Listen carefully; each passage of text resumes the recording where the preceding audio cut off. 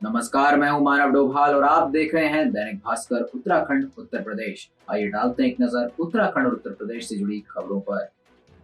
रुड़की के प्रदूषण नियंत्रण बोर्ड कार्यालय में स्थापित की गई वाटर लैब, पानी की जांच अब होगी आसान। रुड़की में उत्तराखंड प्रदूषण नियंत्रण बोर्ड के क्षेत्रीय कार्यालय में अब जल की गुणवत्ता की जांच आसानी से हो सकेगी। नमामि गंगे के सहयोग से कार्यालय में वाटर लैब स्थापित की गई है, जिसमें गंगा उद्योगों, सरफेस वाटर और ग्राउंड वाटर के नमूनों को जांचा जा सकेगा और महज 3 दिन में जल की गुणवत्ता का पता चल जाएगा। आपको बता दें कि पहले जांच के लिए जल के सैंपलों को देहरादून स्थित लैब में भेजना पड़ता था, जहां से रिपोर्ट आने में करीब 1 हफ्ता लग जाता था। लेकिन अब क्षेत्रीय कार्यालय में वाटर लैब खुल जाने से आसानी होगी। वहीं बोर्ड के क्षेत्रीय अधिकारी सुभाष चंद्र पवार का कहना है कि बोर्ड और नमामि गंगे प्रोजेक्ट के सहयोग से लैब तैयार की गई है। साथ ही उन्होंने कहा कि यदि पानी में किसी पदार्थ या फिर केमिकल की मात्रा अधिक पाई जाती है तो उसका ट्रीटमेंट हो सकेगा। नमामि गंगे के सहयोग से बनी है। इससे पहले जो लैब थी हमारी बोर्ड मुख्यालय देहरादून में थी, सेंट्रल लेबोरेटरी थी, और हमारे जो भी सैंपल हम लोग कलेक्ट करते थे, चाहे गंगा के इंडस्ट्री के सारे हमारे देहरादून जाते थे। देहरादून जाने और आने में समय के साथ साथ हमारी जो मैन पावर है उसकी भी बचत होगी। अब हम लोगों ने कल यहाँ पर लैब स्टार्ट की है, जिसमें हमारे गंगा के सारे नमूने, उद्योगों के नमूने और ग्राउंड वाटर के जो नमूने हम लोग यहाँ पर एनालिसिस करेंगे।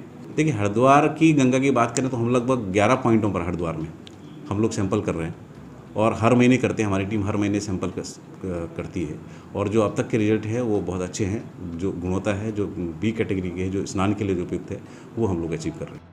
जसपुर में वन विभाग ने शुरू किया ऑपरेशन मानसून। शिकारियों की घुसपैठ को रोकने के लिए गांव और जंगलों की सीमा पर किए गश्त।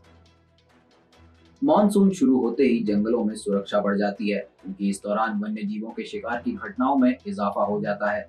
वहीं इस बात को देखते हुए जसपुर के पतरामपुर रेंज में वन विभाग की टीम ने ऑपरेशन मानसून के तहत वन्य जीवों की सुरक्षा के लिए जंगलों के किनारे बसे गाँव और सीमा में गश्त की, ताकि कोई शिकारी जंगल में घुसपैठ न कर सके।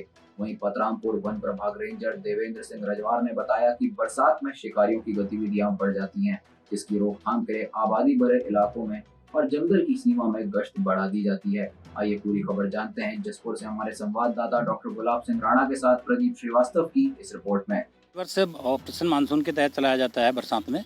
इस टाइम पर अवैध पातन की, अवैध शिकार की गतिविधियां बढ़ जाती हैं।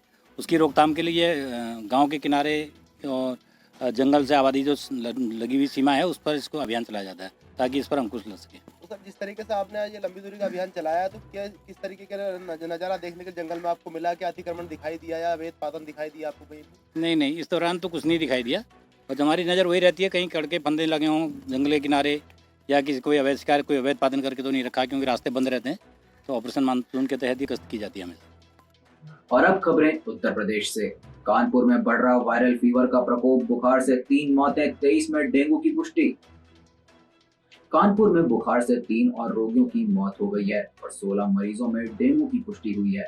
वहीं कल्याणपुर ब्लॉक के कुरसौली गांव में बुखार से तीसरी मौत है और इससे पहले भी यहां के 2 लोगों की बुखार से जान जा चुकी है, जिसके साथ कुल 189 ग्रामीण बुखार की चपेट में है। वहीं 1.5 दर्जन रोगी क्षेत्र के अस्पतालों में इलाज करा रहे हैं और इनके प्लेटलेट्स काउंट कम हो रहे हैं और बुखार नहीं उतर रहा है।